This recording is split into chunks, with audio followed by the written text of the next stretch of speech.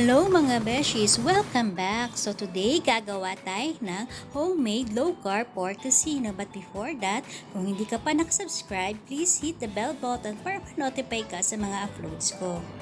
Okay, let's start. So we need 600 g of pork, 1/4 cup of sweetener, 3 tablespoons of cocoa aminos, 2 tablespoons of white vinegar, 1 teaspoon of Himalayan salt, root beer, and food color. Pero ang root beer at food color are only optional. Ayan, i-mix lang natin ang ating mga ingredients, ang ating sweetener, low-carb sweetener, at ang ating root beer or Sprite, kung Sprite ang gamit nyo. Cocoa aminos, white vinegar, and Himalayan salt.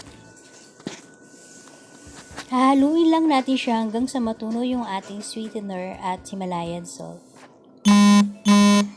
Pag natunaw na yung Himalayan salt, lalagay na natin yung dash of pepper, food coloring, mga 1 to 2 drops lang, depende kung gaano kakulay ang gusto nyo. Pwede rin naman na huwag na natin siyang lagyan. Pero mas magandang meron siya para mas maging more appetizing ang dating ng ating tocino. Lalagay na rin natin yung ating pork.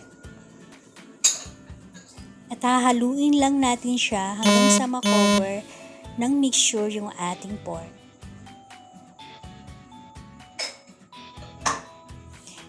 Haluin lang natin hanggang sa mababad yung ating pork. And then, i-marinate lang natin siya ng mga 15 to 30 minutes. So, pwede rin naman na kung hindi nyo pa siya lulutuin ngayon, ilagay nyo lang siya sa container at ilagay sa ref. Tada! Ready na siya! Fry na natin ating low-carb tocino. Gamit lang tayo ng coconut oil. Mga 1/4 cup of coconut oil sa low to medium fire.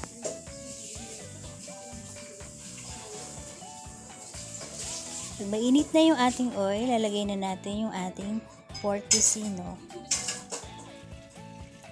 Make sure lang na mainit yung ating oil para hindi manikit yung ating pork tocino.